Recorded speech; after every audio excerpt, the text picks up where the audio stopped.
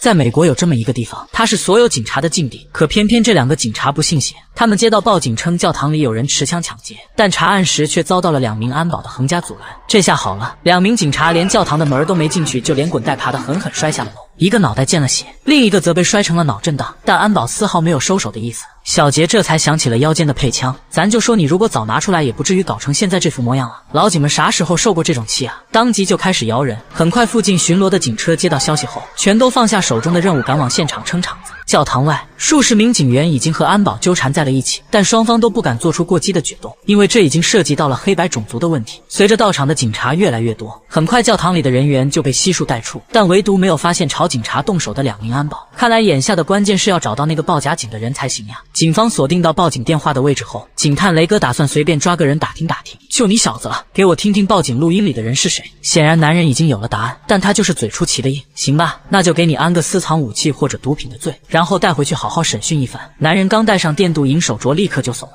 你小子不是挺皮的吗？真是不见棺材不掉泪啊！这下虽然报警的人找到了，但让人震惊的是，这哥们儿只有6岁的智商，而虚假报警的电话是他的叔叔教他打的。可还没等雷哥继续追问，这位叔叔就带着律师杀了过来。只凭报假警这条罪名显然是留不住人了，那他为什么要利用傻侄子挑拨教会和警局之间的冲突呢？雷哥猜测他的背后一定还有高人指使。而另一边的教堂外，带头的教士正煽动群众和媒体向警局施压，称警察闯入教会圣所是司法不公行为，强烈要求撤掉老福警察局长的职位。很快这件事也惊动了市长，他本打算出面让老福和教士谈判解决，但教士说话咄咄逼人，他坚持要老福通过媒体向公众道歉声明。可他明显惹错了人，老福的2个手下被他的人推下楼受伤，如果不将那2个袭击警察的黑衣人正法，那老福也没脸再继续干这个局长了。所以想让老子向你妥协门都没有。放完狠话，老福转身离开，连市长都愣在了原地。但殊不知这竟然是一场精心布置的骗局。之后教士频繁出现在街道煽动群众，更是拿着为新任市长选举投票的事情威胁上面撤掉老福局长的职位，甚至放出豪言壮语，如果市长不照做的话，就会把他也拉下台。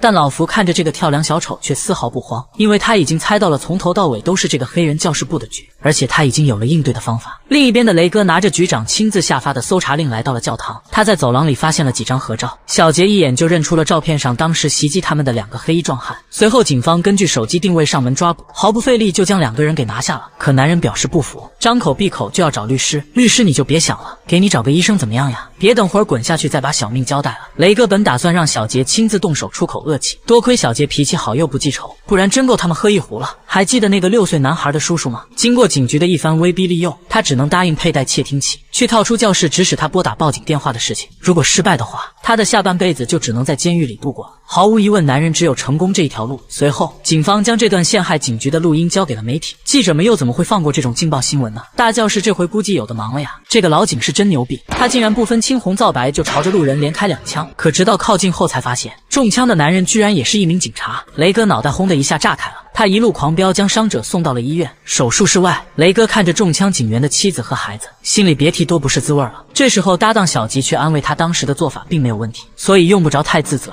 那么刚刚到底发生了什么事情呢？原来2人在出外勤时，有一位路人突然向他求救说正遭到坏人追杀，于是雷哥立刻握紧了手中的配枪。只见一名男子手持武器踉跄着追了过来，雷哥多次警告他放下武器，但这哥们儿就像是听不到一样，无奈之下才连开了2枪。多亏他的枪法不怎么样，否则罪过可就大了呀。但麻烦也随之而来。很快内务部就介入了调查，那小问题问的是贼拉有水平，比如雷哥到底喊了几次放下武器，受伤警员又有没有表明警察身份呢？雷哥本来十分确定的，但经他这么一问，好像又没有那么确定了，因为他也记不起来到底是喊了几次，而且当时现场掺杂着火车疾驰而过的声音，所以更不能确定男人究竟有没有说自己是警察。而更糟糕的是，经过媒体夸张的渲染之后，雷哥简直就成了一个谋杀同僚的暴力警探。眼下如果想要自证清白，就得搞清楚当时到底发生了什么事情，那个冲过来报警的男人又跑去了哪里。就在雷哥查看监控的期间，先给兄弟们推荐个好玩的，如果你单身社交圈窄，就快试试评论区的牵手了，上面女生好看又主动，都有正经工作，而且注册就要认证，连艺术照都过不了审核，完全不用担心照骗你。堂弟玩了2周就见面了，评论区链接在就还能下，快试试吧。从案发现场附近的监控中能看到，报警的男人当时正拿着一把手枪，像是在逃命。没过一会儿，他就把枪扔进了垃圾桶，所以那名警察追他一定是有原因的呀。这下有了突破口，雷哥正打算去调查清楚，可好巧不巧，这时候上面将他停止了。由于外界舆论的声音太大，内务部又暂时没有结论，所以他只能老老实实的在警局等待结果。而这个时候搭档的重要性就显现出来了。小吉查到了嫌犯家的住址，但只有他的母亲在家，带回来一问才搞明白，原来儿子处了一个对象，两人不仅花钱大手大脚，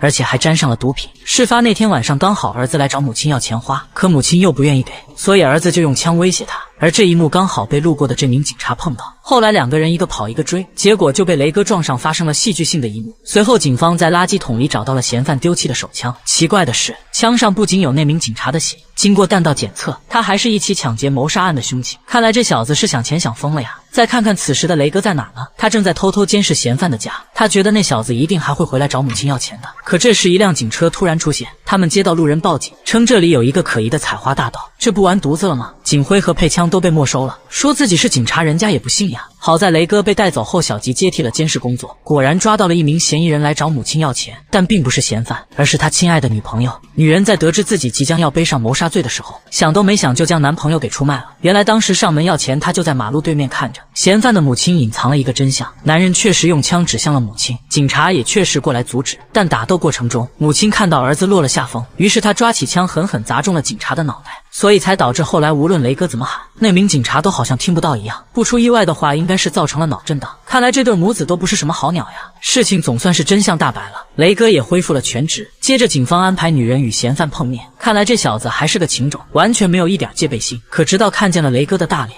这才意识到自己被出卖了，但却已经为时已晚。雷哥怎么会让他第二次从自己的眼皮子底下溜了呢？你小子不是喜欢找警察吗？你猜怎么着？这次又是我，你怎么不跑了呢？事后中枪的警员也苏醒了过来，但他并没有去怪罪雷哥，反而像是在夸奖他做得很对。看来他的脑震荡还没好呀，估计这剧情只有电视剧里敢这么拍了吧。两男一女只是在僻静的篮球场随口讲了个成人笑话，结果下一秒就被不知道从哪里飞来的子弹无情的击杀。男人手里的篮球瞬间不香了，突如其来的变故根本没有给他们任何反应的时间。可是凶手得逞后并没有第一时间逃走，而是不慌不忙的仔细确认目标死亡后，这才放心的离开了作案现场。那究竟是什么丧心病狂的人会朝三个普普通通的大学生下如此毒手呢？随后警方从受害者家属的口中得知，三个人都是品学兼优的好孩子，从没有得罪过任何人，但案发区域却是一个毒品交易的高发地点。通常这种地方就别指望有监控了，而且现场更没有发现目击者，调查一时间陷入了难题。看来只能向当地的毒贩子打听消息了呀。可这小子一看是警察找上门了，火急火燎的拿着毒品就向厕所冲刺，一套动作简直是行云流水啊。这下好了，警探雷哥本来只是想简单的问他几个问题，既然你小子不肯老老实实配合，那就顺便指控你个涉嫌私藏毒品罪吧，这样等会儿审讯时也方便沟通了。果然这小子的确认识遇害的3名死者，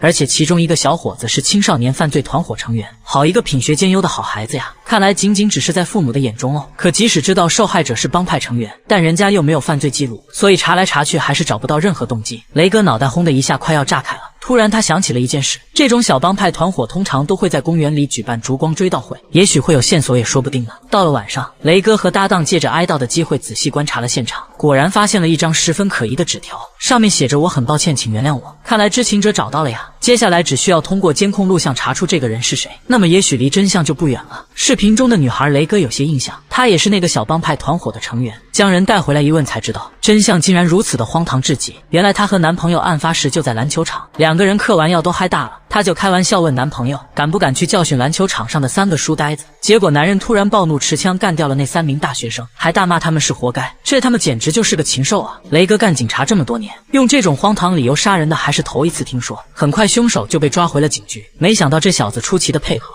让他坐下他就敢坐下，你他们难道不知道自己犯了什么事儿吗？你是有精神病还是怎么着？那3个学生招你惹你了你就朝人家开枪。男人本来还想狡辩一会儿，可直到他听说女朋友已经招供了，再加上今天没有嗑药壮胆，好家伙瞬间就怂了，这才道出了真相。原来当时女朋友怂恿他去教训那3个学生，他只是想拿枪吓唬吓唬。可是还记得开头说到那3个学生在篮球场讲成人笑话的事情吗？当时刚好被这小子给听到了，他以为是在嘲笑自己的那方面不行，本来就嗨大了，再加上受到这种侮辱，所以一时冲动就来了个 triple kill 3杀。可他哪里知道，那本来就是个普普通通的小笑话，人家只是在笑那个笑话而已啊。果然这样看来，美国人少还真是有原因的呀。如果你半夜开车在僻静的街道上撞到人，你会下车去救人吗？还是会直接开车跑呢？这个司机就选择了救人，不为别的，因为他是个警察。可当雷哥正打算挽救局面时，一个蒙面枪手不知从哪里冒了出来，但男人没有立刻开枪，而是警告雷哥马上滚开，别多管闲事。看来枪手是冲着地上这个人来的呀。可他怎么也不会想到，通常警察的腿上都会配有第2把枪，雷哥趁着转身的时机突然拔枪，愣是靠主角光环完美的避开了所有子弹。并且还一枪打中了蒙面人的手臂。但就当雷哥准备乘胜追击时，妻子突然大声呼喊着他的名字，原来是一颗子弹飞进了车内，好在只是与儿子擦肩而过，没有造成伤害。但就凭雷哥的暴脾气，感动老子的家人，就算掘地3尺也会将那名枪手给找出来。可惊喜来的总是那么猝不及防，被撞的男人竟然是个可恶的恋童癖，真恨不得当时直接撞死他得了。而且更让人恼火的是，这老小子居然是对一个男孩下的手，因为这件事蹲了10年才被放出来，还说自己已经悔过自新了，你信吗？反正我不信。但眼下雷哥的任务是找出那名枪手，男人想都没想就报出了嫌犯的名字，正是那名被他侵犯男孩的父亲。为什么这么肯定呢？因为男人在蹲监狱时，那名父亲每天都会写信提到要等他出狱后干掉他，如今更是送来了代表着死亡的黑色玫瑰。但是谁家杀人前会这么明目张胆的威胁啊？随后雷哥找上了这位父亲，他自然猜到了这个人不是枪手，男人只是避免儿子再次受到伤害，所以写信和送花都只是想警告那小子别乱来。而且男人的手臂上并没有受伤，看来嫌犯是另有其人了。眼下只能查一查那个被车撞的混蛋到底得罪了多少人。果然这小子被放出来后手脚依然不干净，前几天他当街调戏了一名男孩，还抢走了人家的手机，多亏当时那名男孩的父亲及时出现。可奇怪的是，警察到现场后，那名父亲竟然主动提出不予追究了，难不成他是害怕了吗？而且凑巧男人的身高体型和案发那晚的蒙面枪手几乎一致，看来比起害怕，这位父亲更像是要自己亲手将欺负儿子的人解决掉。当雷哥提出要查看男人的手臂时，他根本不愿意配合。谈到案发那晚的不在场证明时，男人更加心虚了。但碍于雷哥目前手上没有任何证据，对方又死不认账，而且态度十分强硬，好像在挑衅说反正你也不能抓我。但雷哥几乎通过鸭子测试确认了男人就是枪手，接下来只需要申请到搜查令，将男人的 DNA 和案发现场的血迹进行对比，这样就能将他定罪了。可是由于证据不足，即使雷哥的亲妹妹是检察官助理，也压根没有办法为他走后门啊！雷哥脑袋轰的一下要炸开了，难道就让他这样逍遥法外吗？直到第二天早上，雷哥看到了路边的报纸和驶过的垃圾车，他好像突然想起了什么事情。雷哥赶忙来到了嫌犯家门外，拦下了即将要收走的垃圾。既然没有办法进去搜查，那老子翻你家垃圾总行了吧？只要雷哥找到男人触碰过的物品，让技术部从上面提取出 DNA， 再和案发现场的血迹进行对比，这下看你还能嘚瑟多久？男人听后明显有些慌了，他开始向雷哥爆粗口，这也正中了雷哥的下怀。原来他真正的目的是要将男人逼急，甚至动手，这样雷哥就能名正言顺地拿出配枪，命令男人露出手臂上的绷带。这次就算他长了8张嘴也没办法狡辩了吧？雷哥总算是机灵了一次，为家人出了口气。所以宝子们遇事千万不能慌，要多动动你聪明的小脑袋哦。超级女富豪离奇死在家中，可她的丈夫和女儿竟然各自报警称对方是凶手。随后警方在现场发现了一根注射针管，初步判定女富豪是死于心脏病发，但死者的女儿却一口咬定是继父杀害了母亲，因为这样一来男人就能继承妻子的巨额财产了。可事实证明两个人是同时发现的尸体，男人确实有不在场证明，那他为什么会认定继父就是凶手呢？原来男人的前妻同样也是个超级富豪，后来和母亲一样被判定是自杀了，还给他留下了巨额遗产。同样的情况发生在一个人身上2次，未免也太巧了吧？可你再听听这位继父是如何回答的。他说女儿在精神上有问题，因为妄想症被强制带入精神病院3次，而且他花钱大手大脚，